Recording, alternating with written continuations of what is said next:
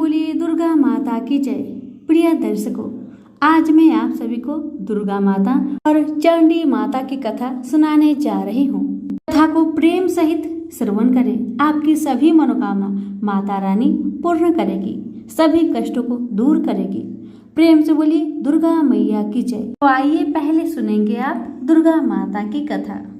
प्राचीन समय की बात है कि सत्यवती नंदन व्यास जी सरस्वती नदी के तट पर विराजमान थे। उनके आश्रम में गौरैया पंछी का एक जोड़ा था। उन्हें देखकर वह आश्चर्य में पड़ गए। उन्होंने देखा कि पंछी अपने घोंसले में थे। उनका एक सुंदर बच्चा भी अभी अभी अंडे से बाहर निकला था। उस बच्चे के सभी अंग बड़े सुंदर तथा पंख और रोह से सहित थे।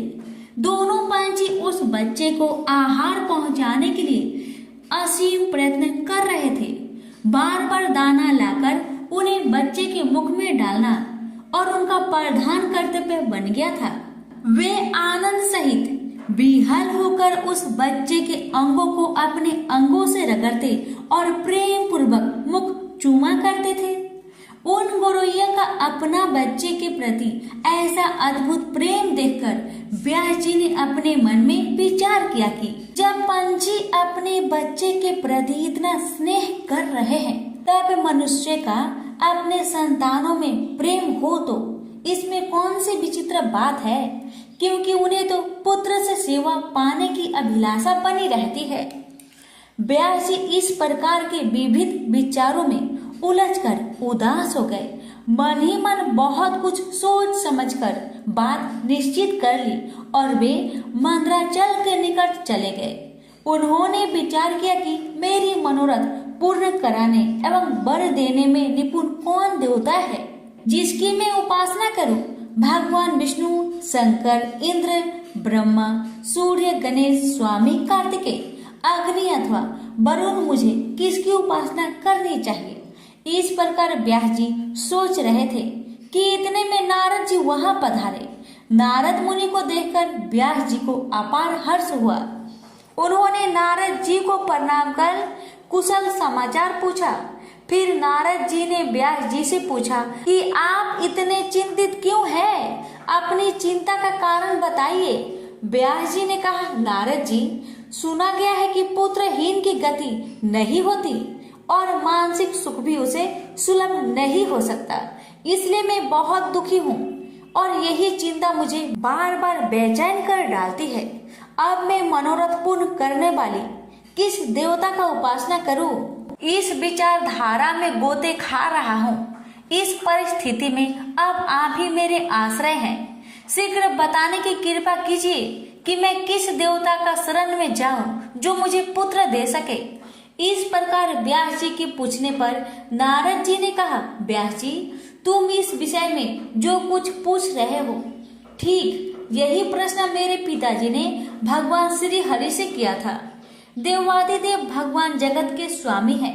लक्ष्मी जी उनकी सेवा में उपस्थित रहती है। वे शंख, चक्र और गदा लिए रहते हैं। पीताम्बर धारण करते हैं। 4 भुजाएं हैं। वे चराचर जगत के आश्रय दाता है। ऐसे जगत प्रभु भगवान श्री हरि महान तप कर रहे थे। उनकी समाधि लगी थी। यह देखकर मेरे पिता ब्रह्मा जी को बड़ा आश्चर्य हुआ। अंत में उन्होंने जानने की इच्छा प्रकट की, प्रभु, आप देवताओं के अध्यक्ष, जगत स्वामी और भूत, भविष्य एवं वर्तमान सभी जीवों के एकमात्र शासक है। फिर आप तपस्या क्यों कर रहे हैं और किस देवता की आराधना में ध्यान मग्न है? मुझे दास को यह रहस्य स्पष्ट बतलाने की कृपा कीजिए, क्योंकि श्रेष्ठ पुरुष किसी बात को छिपाते नहीं हैं। ब्रह्मा जी की बात सुनकर श्री हरि ने कहा कि ब्राह्मण, सावधान होकर सुनो। मैं अपने मन का विचार व्यक्त करता हूँ। देवता, दानव और मानव सब यही जानते हैं कि तुम सृष्टि के निर्माण करते हो, मैं पालन करता हूँ और शिव संहार किया करते हैं। किंतु फिर भी वेद पराक्रमी पुरुष अपनी मुक्ति से यह सिद्ध करते हैं कि रचना, पाताल और संहार करने की यह योग्यता जो हमें मिली है, इसकी आदि शास्त्रीय शक्ति देवी है। वे कहते हैं कि संसार की सृष्टि करने के लिए तुम्हें राजसी शक्ति का संचार हुआ है, मुझे सात्विकी शक्ति मिली है और रुद्र में तामसी शक्ति का आविर्भाव हुआ है। उस शक्ति के अभाव में तुम इस संसार की सृष्टि नहीं कर सकते, मैं पालन करने में सफल नहीं हो सकता और रुद्र से संहार कार्य होना भी संभव नहीं। हम सभी उस शक्ति के सहारे ही कार्य में सदा सफल होते आए हैं। प्रत्यक्ष और परोक्ष दोनों उदाहरण में तुम्हारे सामने रखता हूँ। सुनो, यह निश्चित बात है कि उस शक्ति के अधीन होकर ही प्रलय काल में इस शेष नाग की सैया पर सोता हूँ और सृष्टि करने का अवसर आते ही जाग जाता हूँ।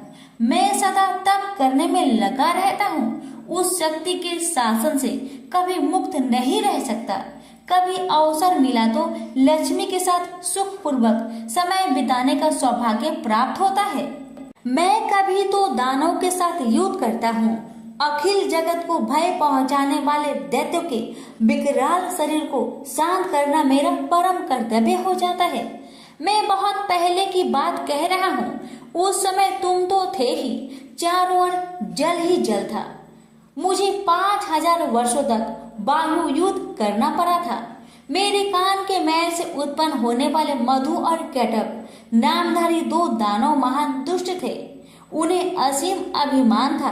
भगवती आदि शक्ति की कृपा से ही मैं उन दैत्यों को मारने में सफल हो सका था। उस समय की बात से क्या तुम अनजान हो? सर्वश्रेष्ठ शक्ति ही तो उस जीत के कारण हुई थी। फिर तुम बार बार क्यों पूछते हो? जब सर्वत्र जल ही जल शेष रहता है, तब उसकी इच्छा के अधीन होकर मैं पुरुष रूप में विचरा करता हूँ। प्रत्येक युग में कच्छप, वरा, नरसिंह और वामन रूप मुझे धारण करने पड़ते हैं। जगत की रचना करने वाले ब्रह्मा जी, तुम इससे अपरिचित नहीं हो। मुझ पर सब प्रकार से शक्ति के अधीन होकर रहना पड़ता है। उन्हीं भगवती दुर्गा का मैं निरंतर ध्यान किया करता हूँ। मेरी जानकारी में इन भगवती शक्ति से बढ़कर दूसरे कोई देवता नहीं है। नारद जी ने कहा, इस गुप्त रहस्य के वक्ता भगवान विष्णु है और श्रोता ब्रह्मा जी रहे। मुनिवर फिर तो पितामह ने वे सभी बातें अक्षरश मुझे कह सुनाई।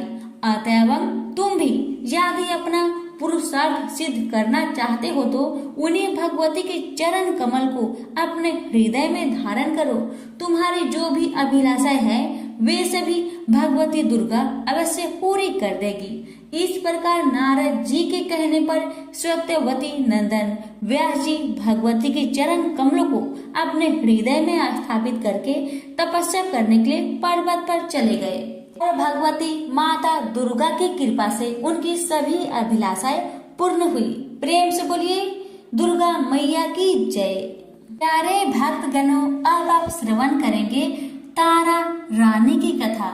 माँ भगवती को मानने वाले में से एक राजा अस्पर्श भी थे। वो दिन रात उनकी पूजा अर्चना में लीन रहते थे।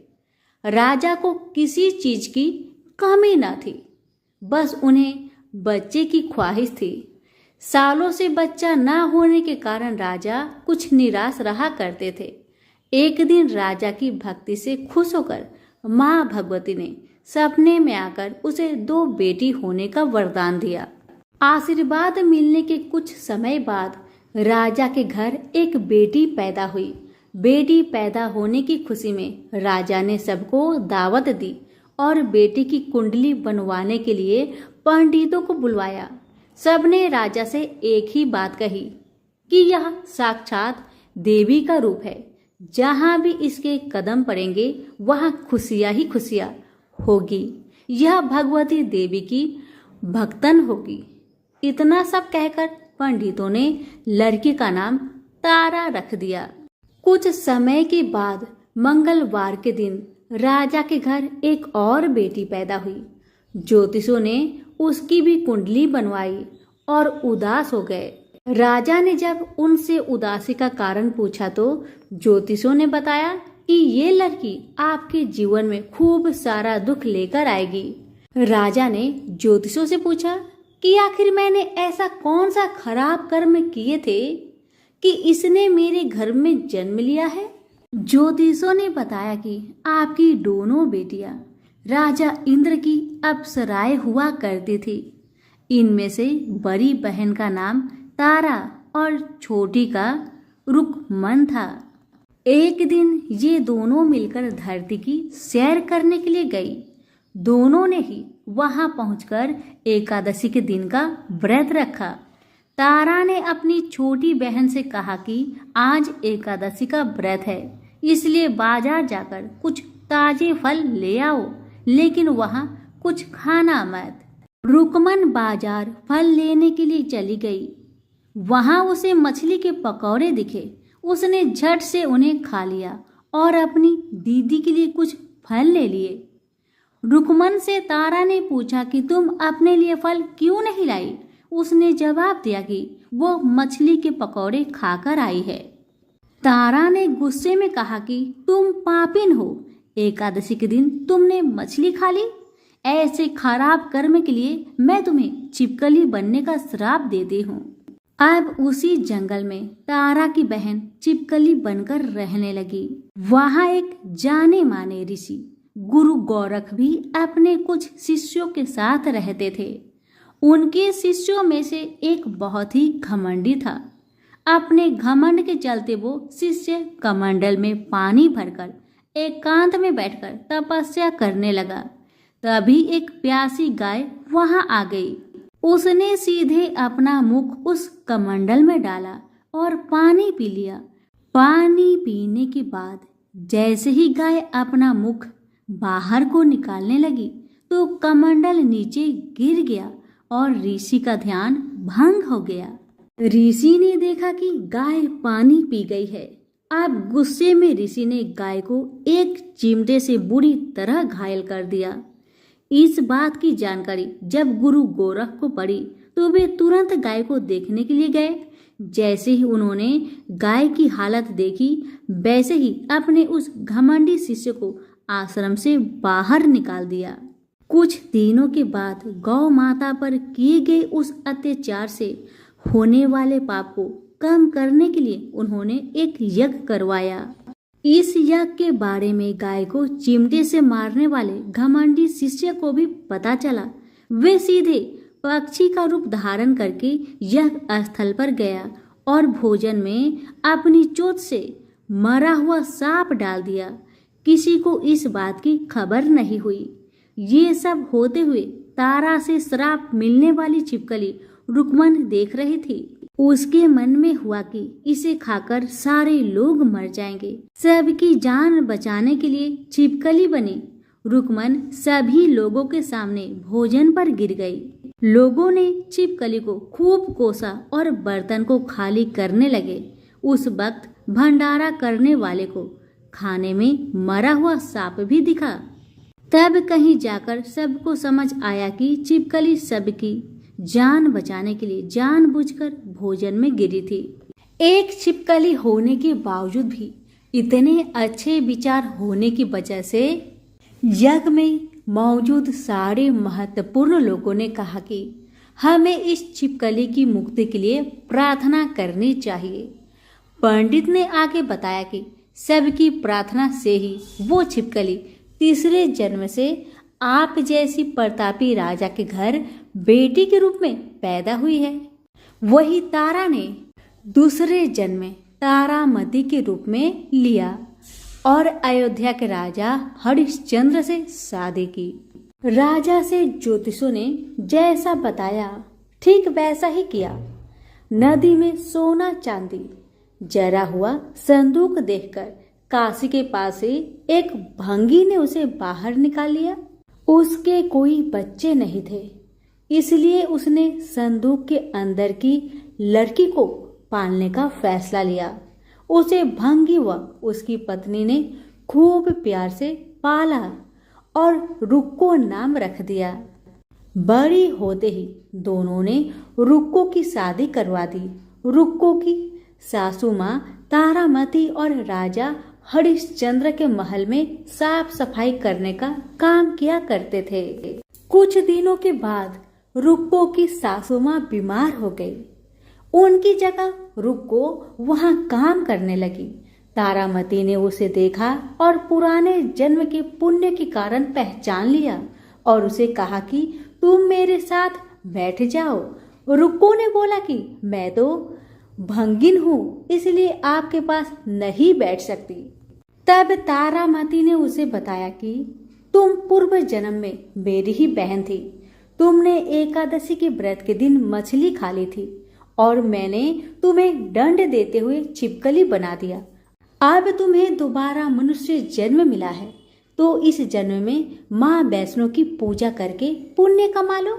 माँ की पूजा से तुम्हारी सारी इच्छाएं भी पूरी होगी। तारामती की इस बात को सुनने के बाद रुक्को माँ वैष्णो से एक बेटे के लिए प्रार्थना करती थी और कहती है कि अगर उनकी मनोकामना पूरी हुई तो वो अपने घर में माँ वैष्णो देवी का पूजन और जागरण कराएगी। माँ वैष्णो देवी उसकी प्रार्थना सुन लेती है और उसे बेटा होता है। पुत्र की प्राप्ति के बाद रुक्को उसकी देखभाल और लाड़ दुलार में माँ वैष्णो देवी की पूजा करना भूल जाती है। ऐसे होते होते 5 साल बीत गए और फिर एक दिन उस बच्चे को चेचक यानी माता निकल आती है। बच्चे की ऐसी स्थिति देखकर परेशान रुक्को अपने पिछले जन्म की बहन तारामती के घर जाकर उन्हें इस समस्या के बारे में बताती है। तब तारामती ने पूछा कि तुमने माँ वैष्णो देवी की पूजा अर्चना में कोई गलती तो नहीं की? फिर रुक्को को याद आता है कि उसने माँ वैष्णो देवी का जागरण कराने का प्रण लिया था। ये बात याद आते ही रुक्को को काफी पछतावा हुआ और मन में माँ से कहा कि बच्चे के ठीक होते ही वो अपने घर में जागरण कराएगी। अगले ही दिन उसका बेटा पूरी तरह ठीक हो जाता है। तभी रुक्को ने माता रानी के मंदिर जाकर पुजारियों को कहा कि मंगलवार के दिन घर में जागरण करवा दीजिए। रुक्को की बात सुनकर पंडित कहते हैं कि तुम यही 5 रुपए दे दो, तुम्हारे लिए हम मंदिर में ही जागरण करा देंगे। रुक्को कहती है मुझे पता है कि मैं चार्मिन हूँ, लेकिन आप मेरे घर आकर ही जागरण करवा दीजिए। माँ किसी तरह का भेदभाव नहीं करती है, तो आपको भी नहीं करना चाहिए। इस पर पंडितों ने विचार विमर्श करके कहा कि अगर रानी आपके जागरण में आती है तो हम तुम्हारे घर आकर जागरण करने के लिए तैयार है। पंडितों की बात सुनकर रुक्को अपनी बहन रानी तारामती के पास जाती है और तारामती को सारी बात बताती है। रुक्को की बातें सुनकर तारामती जागरण में जाने के लिए तैयार हो जाती है। इस बात को बताने के लिए रुक्को जब पंडित जी के पास जाती है तब उनके बीच की बातों को सेन नामक नाई सुन लेता है। फिर वह राजा हरिश्चंद्र को जाकर सारी बातें बता देता है। राजा के मन में हुआ कि रानी को नीची जाति वालों के घर जागरण में नहीं जाना चाहिए। इसी वजह से वो अपनी उंगली काट लेते हैं जिससे उन्हें नींद न आए और रानी जागरण में न जा सके। तब जागरण का समय होता है, तब भी राजा को जागते हुए देखकर रानी मन ही मन में माँ वैष्णो देवी से प्रार्थना करती है कि महाराज को नींद आ जाए ताकि मैं जागरण में जा सकूं। रानी की प्रार्थना से कुछ देर बाद राजा को नींद आ जाती है। फिर रानी तारामती रोशनदान में रस्सी बांधकर महल से नीचे आकर रुक्को के घर चली जाती है। इसी जल्दबाजी में रास्ते में ही रानी का रेशमी रुमाल और एक पाव का कंगन गिर जाता है। इधर कुछ वक्त बाद राजा हरिश्चंद्र की नींद टूट जाती है। नींद खुलने पर रानी को अपने पास न देखकर राजा उसकी तलाश में निकल जाते हैं। रानी को ढूंढते ढूंढते उन्हें रानी का रुमाल और कंगन मिलता है। रानी की चीजों को अपने साथ लेकर राजा जागरण स्थल पहुंचते हैं और एक जगह चुपचाप बैठकर जागरण सुनने लगते हैं। माँ वैष्णो देवी के जयकारे के साथ जागरण खत्म होता है और सभी को प्रसाद दिया जाता है। तब रानी अपने हिस्से के प्रसाद को झोली में डाल लेती है। रानी के ऐसा करने पर लोग उनसे पूछते हैं कि वो प्रसाद क्यों नहीं खा रही है। अगर आप प्रसाद का सेवन नहीं करती हैं तो जागरण में आए लोग भी प्रसाद नहीं खाएंगे। तब रानी बोलती है कि वह प्रसाद राजा के लिए था, अब आप मुझे प्रसाद दीजिए। फिर अपने लिए प्रसाद लेकर रानी सबके सामने उसे खा लेती है। रानी के प्रसाद खाते ही जागरण में मौजूद सभी भक्तों ने भी प्रसाद खाया। उसके बाद रानी महल के लिए निकल जाती है। तभी रास्ते में ही राजा उन्हें रोककर पूछते हैं कि तुमने नीच जाति के घर प्रसाद खाकर खुद को अपवित्र कर लिया है। तुमने मेरे लिए भी प्रसाद रखा है, अब तुम उससे मुझे भी अपवित्र करना चाहती हो।